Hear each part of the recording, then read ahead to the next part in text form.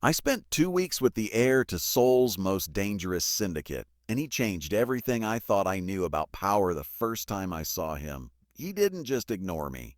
He erased me like I was never there at all, like I was air, like I didn't even deserve the courtesy of being acknowledged. And maybe that's what stung the most, because I wasn't invisible. Not really. I was standing right there holding a tray of drinks in a crowded private lounge 20 floors above Seoul, where people like him made quiet decisions that could ruin lives across continents.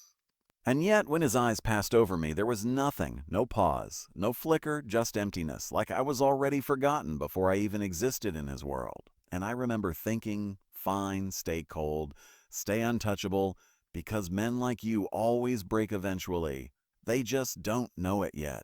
But I didn't know then how wrong I was about him, or how 2 weeks later I'd be sitting across from that same man in a silent room watching him bleed without making a sound, realizing that everything I thought I understood about strength, cruelty, and humanity was about to fall apart piece by piece. It started with a mistake, or maybe fate pretending to be one. Because I wasn't supposed to be assigned to him, I was just temporary staff filling in for someone who got sick, and his schedule was locked down tighter than a military operation. But someone somewhere mixed up a name, and suddenly I was the one delivering his meals, his files, his coffee, walking into rooms where no outsider should ever be allowed. And the first few days were exactly what I expected. Silence, indifference, a presence so controlled it felt unnatural. Like he had carved out every unnecessary emotion and locked it away somewhere unreachable. He never said thank you, never asked for anything twice, never looked directly at me longer than a second. And yet there was something off about the way he moved. Like he was always carrying something heavy that no one else could see, something that made even the air around him feel sharper, colder, dangerous. People whispered about him when he wasn't there, about how he took over operations before he turned 30. How entire rival networks collapsed after crossing him, how his decisions were precise and merciless. And I believed every word because that's what he showed the world, that's what he wanted them to believe. But there were cracks, small ones. The kind you only notice when you're close enough to see past the surface, like the way he paused for half a second before answering certain calls, or how his hands tightened ever so slightly when someone mentioned family. Or the one time I saw him staring out over the city like he was searching for something he'd already lost the first time he spoke to me was on day 6. And it wasn't what I expected. No command, no arrogance, just a quiet question, almost hesitant. Asking why I was still working so late when my shift had ended hours ago, and I didn't know what to say because no one in his position should care about something that small, so I shrugged and told him someone had to finish the job. And for a moment, just a moment, I saw something in his expression shift, like he understood that answer more than he should have, like it meant something to him in a way I couldn't yet understand after that. Things changed, not dramatically, not in any way anyone else would notice, but he started acknowledging me. Small things at first, a nod, a glance that lingered just a fraction longer, and then conversations, short, fragmented, but real. And I began to see the person behind the reputation, the exhaustion hidden beneath control, the loneliness buried under power. And it didn't make sense because someone like him wasn't supposed to feel trapped. He was the one people feared, the one who held control, and yet every time he thought no one was looking, there was this weight in his eyes that told a completely different story the night. Everything changed was the night he came back injured. Not publicly, not in a way anyone else acknowledged, but I saw it, the way he moved slower, the faint stain of blood he tried to hide. And when everyone else left, I stayed. I don't even know why. Maybe curiosity, maybe something else. But when he noticed me still there, he didn't tell me to leave, didn't order me out. He just sat down like he was too tired to pretend anymore. And that's when I realized how alone he really was, because a man like him had dozens of people ready to obey him.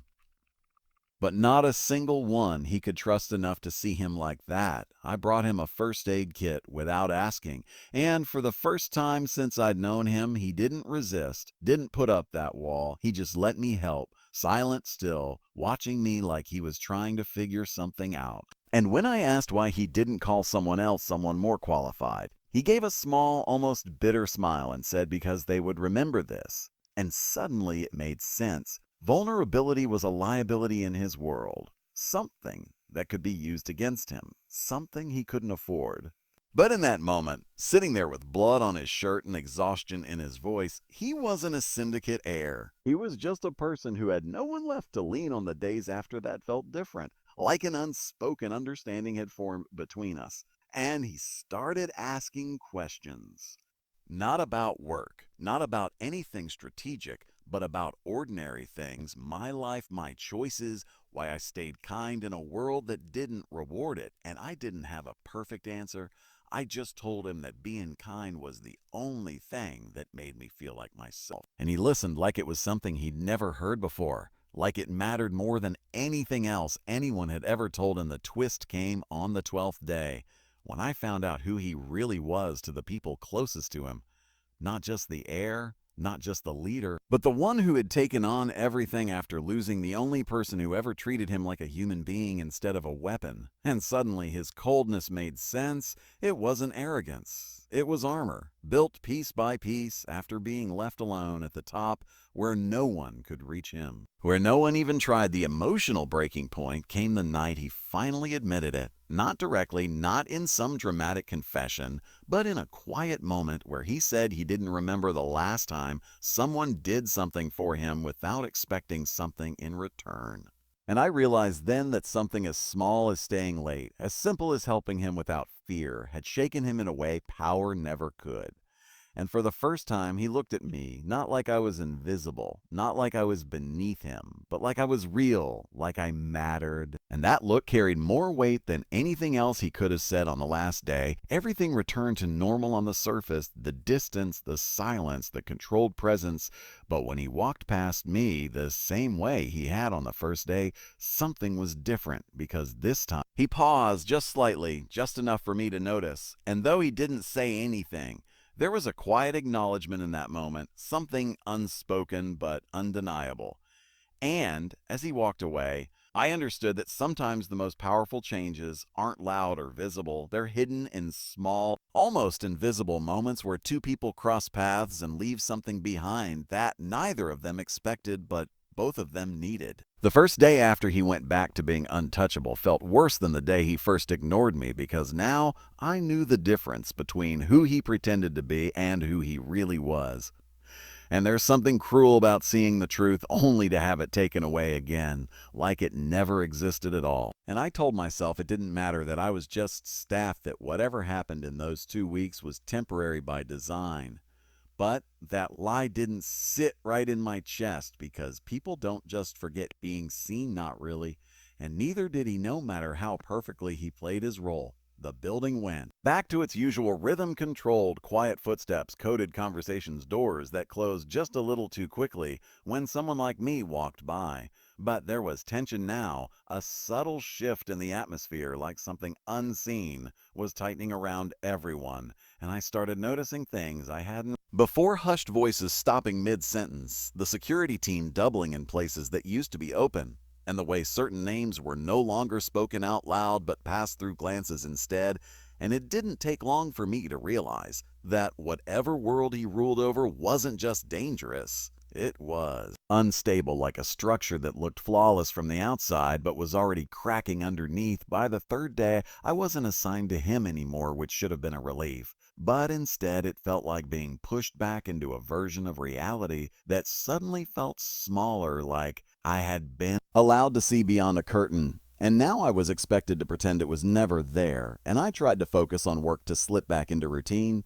But every time the elevator doors opened, I caught myself looking up, half expecting him to walk in and break that distance again, even though I knew he wouldn't. Men like him don't get second chances at vulnerability, not without consequences. I found out what those consequences looked like on day 4, when one of the senior staff didn't show up, and no one asked why, not directly at least. But the silence around his absence was louder than any explanation could have been, and I overheard just enough to understand that mistakes weren't tolerated, not even small ones, not in a world where power was maintained through precision and fear. And for the first time, I felt something close to anger toward him, not because of what he had done, but because of what he had done, of what he allowed to happen around him, because the man I had seen bleeding in silence didn't match the leader who ruled through invisible punishments and controlled fear, and I couldn't reconcile the two.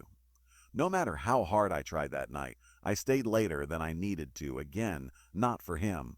Time, but because leaving felt too easy, like walking away from something unfinished, and as I stepped into one of the quieter corridors, I saw him before he saw me, standing near the glass wall overlooking the city, exactly like before, except this time there was no hesitation in his posture, no visible crack, just that same composed figure everyone else saw. And for a moment I considered turning back, pretending I hadn't seen him. But then he spoke without looking at me, saying, "You're off shift," and it wasn't a question. I should have left right then. But instead, I said so. "Are you?" And the silence that followed felt heavier than anything we had shared before, because this time there was distance built into it, intentional and sharp. He finally turned, and for a second I thought I imagined it, but there was something colder in his eyes than before, not indifference, but restraint, like he was actively choosing to keep something locked away. And I understood then that whatever had changed during those 2 weeks hadn't disappeared. It had been buried, and I didn't know whether that made it safer or more dangerous. "You shouldn't be here," he said, and it sounded less like a command and more like a warning. And that's when I realized the tension in the building wasn't random. Something was happening, something bigger than internal. Discipline or quiet removals, and before I could ask anything, he added, "They're watching now," and the way he said it made it clear. He didn't mean cameras or guards. He meant people. People powerful enough that even he had to measure his words around them. I should have walked away then. I should have walked away then. I should have pretended I didn't understand. But instead I asked who, and for the first time since I had known him. He hesitated, not because he didn't have an answer, but because giving it to me would pull me into something I had no place being in.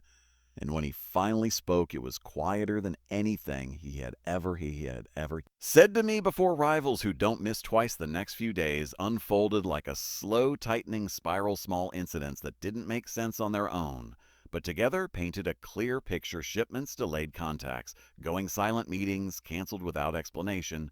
And through it all, he remained exactly the same on the surface, calm, precise, controlled, but now I could see the cost of it in the way his shoulders held tension, even when he was still in the way. His gaze lingered just a fraction too long on exit points in every room, and the way he stopped asking me questions entirely, like he was deliberately cutting off that part of himself before it could become a weakness again. And then came the twist. I didn't expect, not from him, but from someone else, someone who had been watching far longer than I realized.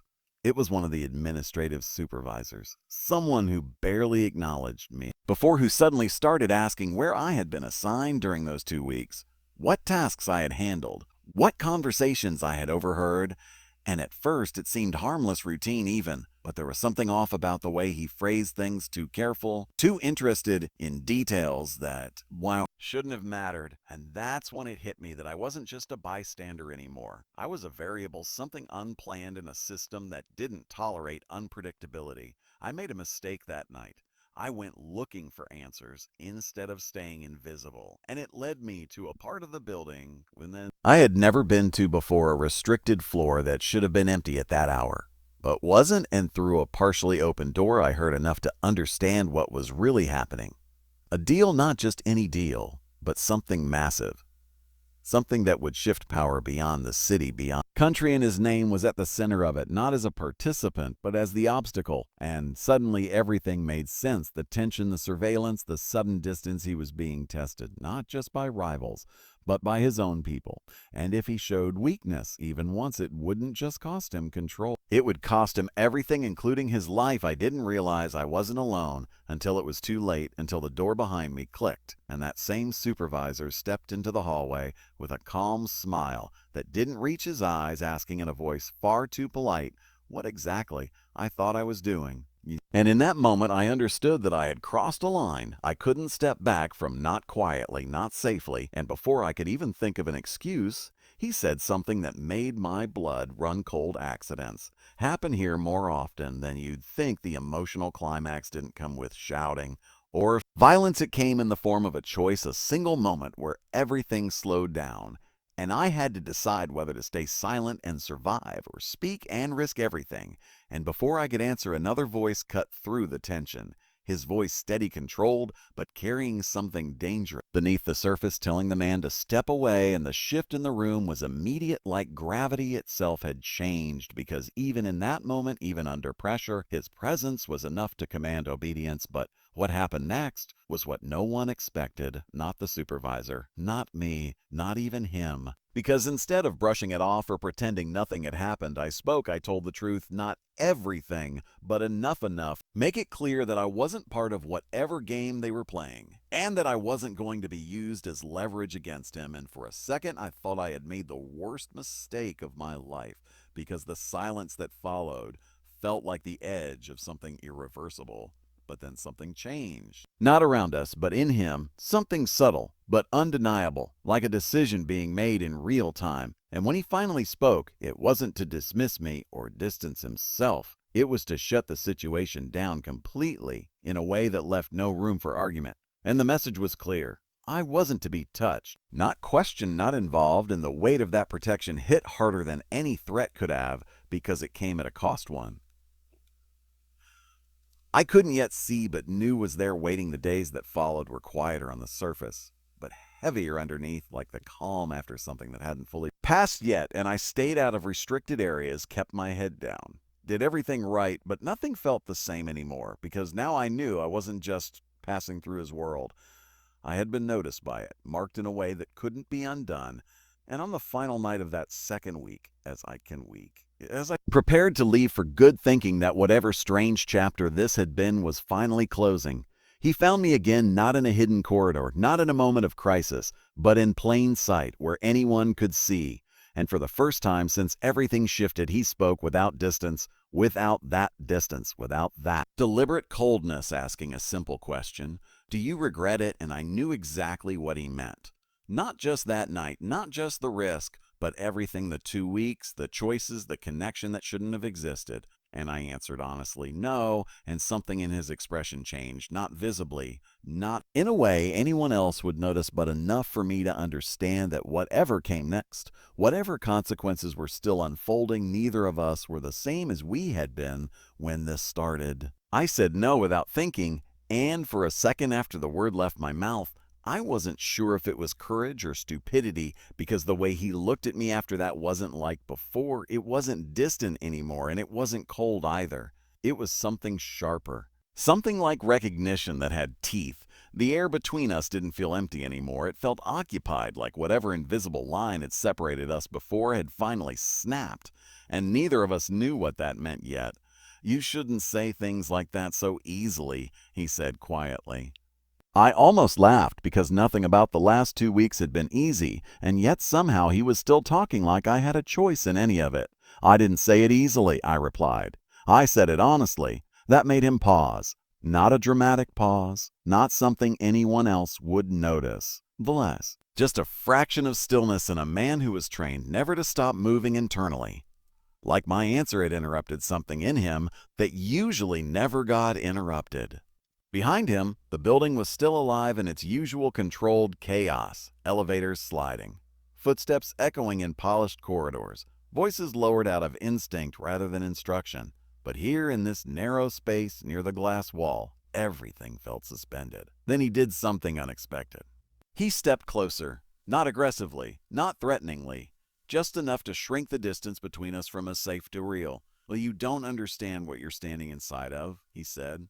I understand enough, I replied. That was a lie. I didn't understand anything. Not really, de Leon. But I understood him. At least I thought I did. And that was the dangerous part. Because understanding someone like him wasn't comfort. It was exposure. His gaze shifted slightly, like he was deciding whether to shut this down or let it continue. And for the first time, I saw hesitation in him that wasn't about strategy or survival. It was personal. You shouldn't be here, he repeated, softer this time. But it didn't sound like an order anymore. It sounded like regret. And that changed everything. Because regret doesn't belong in men like him. Not in the world he came from. Not in the world he built. The silence stretched again, but this time I didn't fill it. I just waited. Finally, he turned slightly toward the glass wall, looking down at the city like it had answers he didn't trust from people. "They've moved earlier than expected," he said. It took me a second to understand. "They?" I asked. He didn't answer immediately. That alone was an answer. When he finally spoke, his voice had lowered another degree. "A people who don't negotiate twice." A chill went through me, not dramatic, not movie-like, just a slow realization that the atmosphere I had been walking through for days wasn't tension. It was countdown, and I had been standing inside it without knowing. "I wasn't supposed to know any of this," I said quietly. "I know," he replied. "You weren't. That should have ended it. That should have been the moment I stepped back, walked away, returned to whatever version of my life still made sense. But instead, I asked the question that changed the direction of everything. Then why did you let me stay close, Ode?" His jaw tightened slightly, not anger. Control, like the question hit something he had already spent too much effort sealing. For a moment, I thought he wouldn't answer. But then he did. Because you didn't look at me like everyone else." That answer shouldn't have meant anything, but it did. Because in his world, people looked at him in only three ways: fear, greed, obedience. None of those were mine, and that was apparently the problem. Before I could respond, a soft beep came from his watch. Instantly, everything in him changed. The slight openness disappeared, the hesitation vanished. The man standing beside me was gone again, replaced by the version the world recognized. He didn't even look at the screen before speaking. "They're inside the network already," he said. I frowned. "Inside? Where?" His eyes stayed forward, everywhere that matters. That was when I realized this wasn't a conflict approaching. It was already inside the system. And the system was him. He turned slightly toward me again, and this time his voice was controlled in a way that felt final. "You need to leave the building tonight." That should have been the end of the conversation, but my feet didn't move. "You knew this was coming," I said. A pause. "Yes." "And you still let me stay." Another pause. Shorter. "Yes." That second yes felt heavier than the first, because it wasn't an explanation, it was an admission, and I didn't know what part of that bothered me more, the fact that he knew the danger or the fact that he still didn't push me away until now. "Why?" I asked again. This time his answer wasn't immediate, and when it came, it wasn't what I expected. Because I needed to see if I could still afford distractions." The word landed wrong. Distractions, like I was a variable, a risk, a mistake in calculation. I stepped back slightly without meaning to. That movement didn't go unnoticed. His expression shifted, not softer, not harsher, just more precise. "That's not what I meant," he said, but he didn't correct it, because part of it was true. The silence between us changed again, but this time it wasn't tension, it was fracture. Something had split that couldn't be undone by clarification. Then footsteps echoed from the far end of the corridor. Not casual, not staff, intentional. He heard them before I did. Of course he did. His head tilted slightly, listening. Then he spoke, very quietly. "Ellie." That was all he said. And suddenly everything accelerated. He grabbed my wrist, not painfully, but firmly enough that there was no room for misunderstanding, and pulled me toward a side exit I hadn't even noticed before. "A move," he said. Not harsh, just absolute. We turned into a narrow service corridor, lights dimmer, air colder, everything stripped of the polished illusion of the upper floors.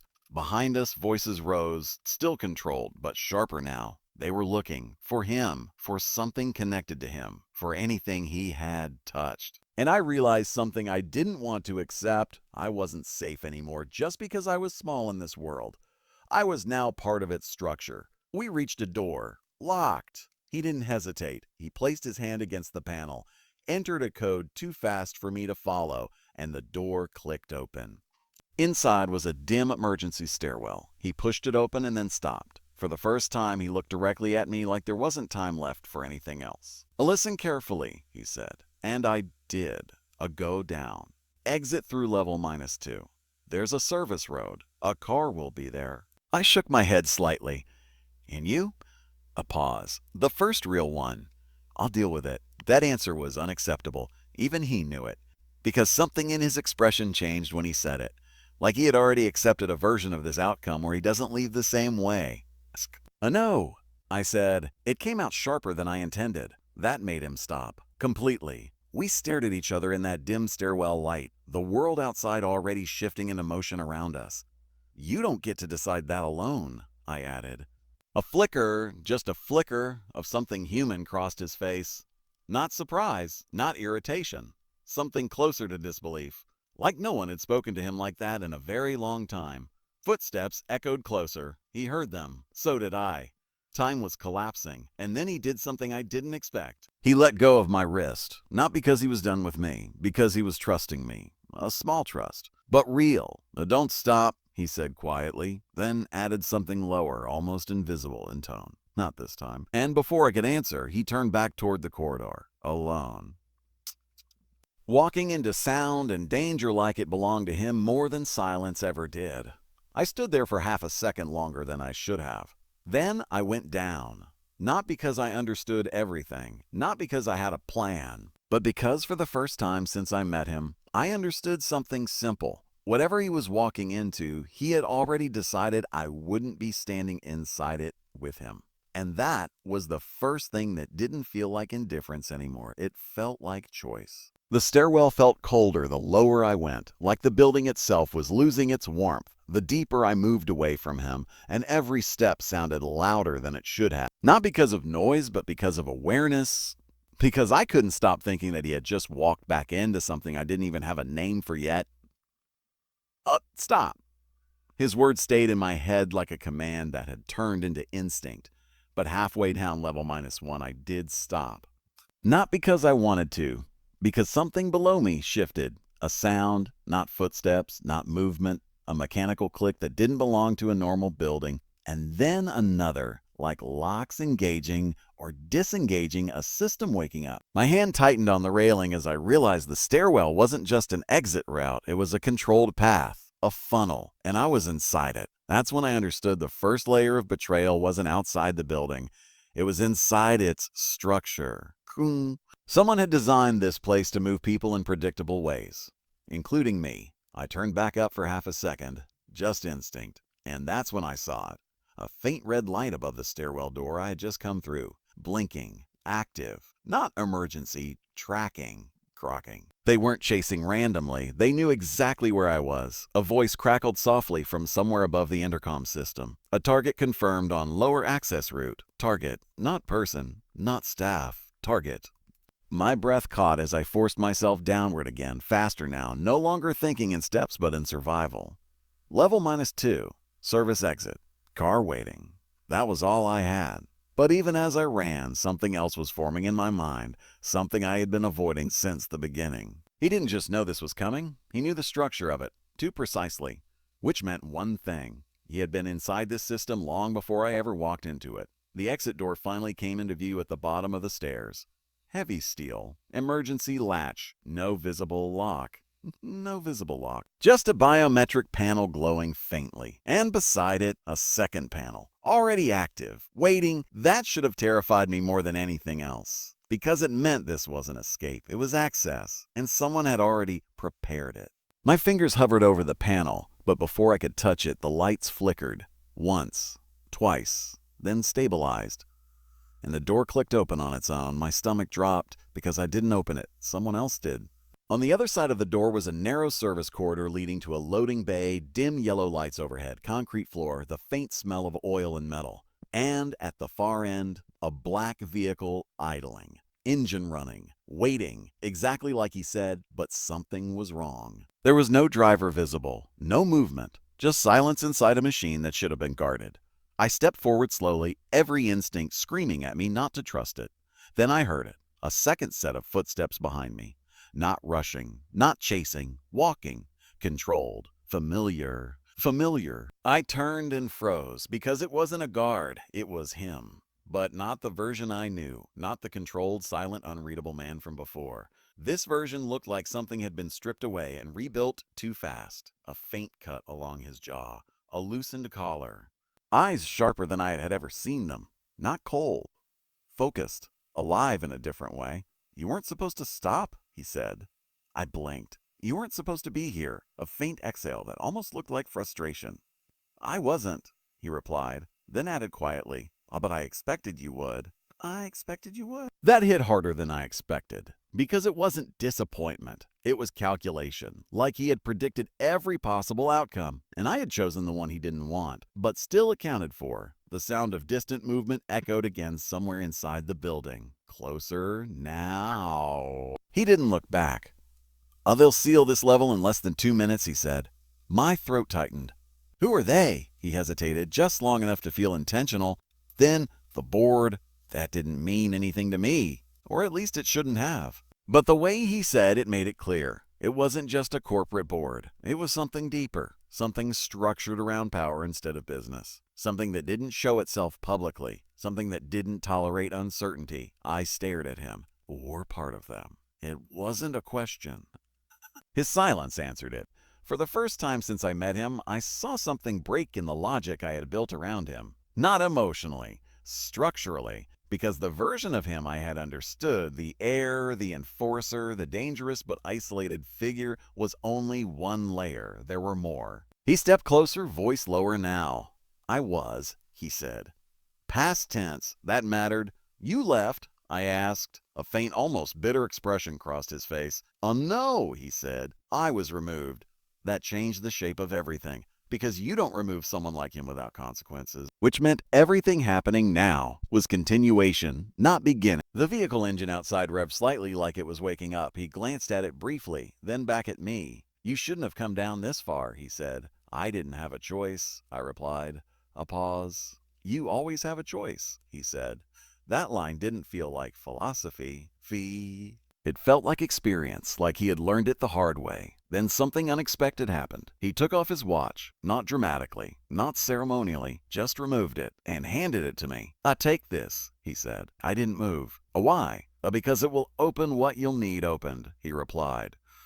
That was not an explanation. That was a transfer of something important, maybe too important.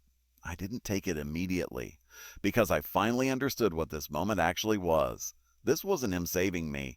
This was him separating me from something before it collapsed. And I hated that I could feel it. Behind him, distant doors slammed somewhere upstairs. Closer now, time compressing again. He stepped aside, slightly positioning himself between me and the incoming sound without fully blocking me from the exit. We're not telling me everything, I said. A faint pause. No, he admitted. That honesty hurt more than lies would have, because it meant there were truths he still wasn't giving me even now. Why me? I asked again, the question I had avoided asking until everything else fell apart. He looked at me for a long second, and for the first time there was no calculation in it, just clarity. Because you didn't belong to any of them, he said. That wasn't romantic. That wasn't comforting. That was strategic truth. Then he added something quieter. And because you stayed when you shouldn't have. A sound echoed again behind him, much closer now. He turned slightly toward the exit. Go, he said. I didn't move. And that hesitation changed something in him again. Not patience, not frustration, something closer to urgency. This isn't the part where you stay, he said. And what part is this? I asked. A brief pause. The part where they decide what I am. That line landed like a weight. Because I realized I still didn't know what he truly was. Not fully, not even close. And maybe that was the real betrayal. Not that he had hidden things, but that everything I had seen was only a fraction. The vehicle outside beeped softly, doors unlocked, waiting. He stepped back once, just enough to create space between us again. Not emotional distance, operational distance. Don't look back, he said. And for a second, I almost did exactly that. Because walking away felt wrong, too clean, too final. But then I remembered something he said earlier. Not a command, not a warning, a truth buried inside him. Not this time. So I turned, and I ran toward the vehicle. Not because I understood him, not because I trusted him fully, but because I finally understood the pattern. He didn't save people by keeping them close. He saved them by removing them from the equation entirely. And as I reached the car and the door opened automatically, I realized the betrayal wasn't that he had secrets. It was that he had been preparing for an ending long before I ever arrived. And I had just stepped into the final version of it. The car door closed behind me with a sound that felt too final, too clean, like the world had just drawn a line I couldn't step back over. And through the tinted glass, I could still see him standing there in the loading bay light, not moving, not chasing. Just watching like he had already accepted every possible outcome except the one where he walks away untouched. The engine started, but I didn't breathe because I saw the moment everything changed. Not around me, around him. The lights in the corridor behind him shifted, subtle at first, then sharper like systems switching into a higher mode. Security protocols that weren't meant to be visible suddenly activated in layers, and the air itself felt like it tightened. And then I saw them. Men, not guards, not staff, something more controlled. They didn't rush, they didn't need to. They walked in like they owned the silence. And the moment they appeared, I understood what he meant by the board. It wasn't a company structure. It was a hierarchy of control that sat above everything else. Above businesses, above syndicates, above people. The real architecture of power. And he was standing directly in its path. The car started moving slowly, but my eyes stayed on him. Because he still hadn't moved, one of the men stepped forward, speaking calmly, almost politely. "You've created enough deviation." That word, deviation, hit harder than anything else. Like he wasn't a person to them, he was an error. A correction needed. He didn't respond immediately. Then, finally, he spoke. And even through the glass, I could feel the shift in his voice. Not fear, not submission, recognition. "I didn't create deviation," he said quietly. "I survived it." That sentence changed everything, because I finally understood what I had been standing next to for 5 days. He wasn't just the air, he wasn't just removed. He was something they couldn't categorize anymore. A system that refused to behave predictably. And systems like that don't get tolerated. They get erased. The man in front of him tilted his head slightly. "You were never meant to retain autonomy after succession failure," he said. Succession failure? That was the truth hidden beneath everything. Not rebellion, not betrayal. Failure. But failure of what? The answer came too fast in my mind, and I didn't want it to be real. He was never just part of their system. He was meant to inherit it fully. To become the next controlling layer. Not a leader, a structure, a replacement for the one above him. But something had gone wrong. I knew what that something was. Me.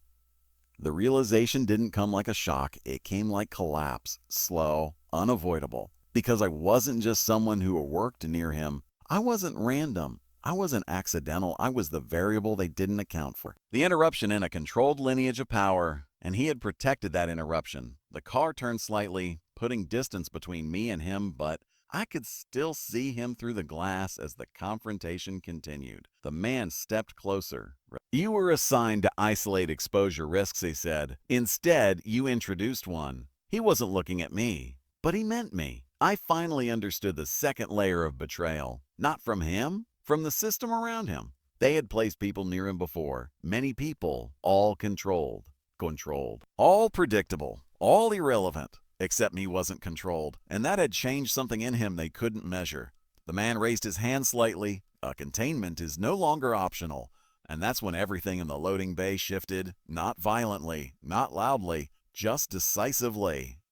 Like the world had agreed on an outcome before it even happened. But he moved first. Not toward them, not away, sideways, controlled, precise. And suddenly I saw it, the version of him I had never fully understood.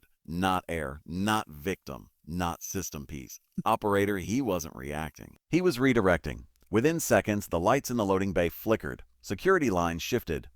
Doors sealed. Access points rerouted. The system they used to control others was responding to him. Not resisting him. Responding. Because he still had keys. Not physical ones, structural ones. And he had waited until this exact moment to use them. The man's expression changed slightly. A fraction of uncertainty. "You still have administrative access," he said. It wasn't a question anymore. It was disbelief. He finally turned slightly. And for the first time, his eyes lifted, not toward them, but briefly toward the car I was in. Just for a second. Not long enough to feel like goodbye. Not short enough to feel like nothing. Then he spoke. I never stopped having it. And the building responded, not explosively, systematically. Doors locking in sequence, access collapsing in controlled layers. A shutdown designed not to destroy, but to freeze. The board members didn't panic. They adapted, because people like them don't panic. They reconfigure. But for the first time, I saw hesitation in them, not fear of him. Fear of what he had already done without them noticing. The car accelerated. I pressed my hand against the glass instinctively, even though it was useless. Because I could still see him shrinking in the distance, standing alone now, surrounded by collapsing systems and silent authority, and yet not losing, not winning, something in between, choosing. The last thing I saw before the turn blocked the view was him standing completely still again. But this time, he wasn't invisible. He wasn't nothing. He was the center of everything breaking around him. And I finally understood the truth that had been hidden since the beginning. He didn't walk past me like I was nothing. He walked past the world like it was something he had already decided to leave behind. The car turned sharply. The building disappeared. Silence took over. But even then, I could still hear his voice in my head from that first moment, because you didn't belong to any of them. And now I understood what that really meant. I never belonged to them. And neither did he. He just realized it first and chose to disappear in a way no system could follow. The city blurred past the window, but nothing inside me felt like it was moving forward, only away. And somewhere behind everything I could no longer see, the man who once walked past me like I was nothing had finally become something the world could not ignore, not because he demanded it, but because he rewrote the moment he decided I was worth protecting. And that was the last thing the system ever accounted for.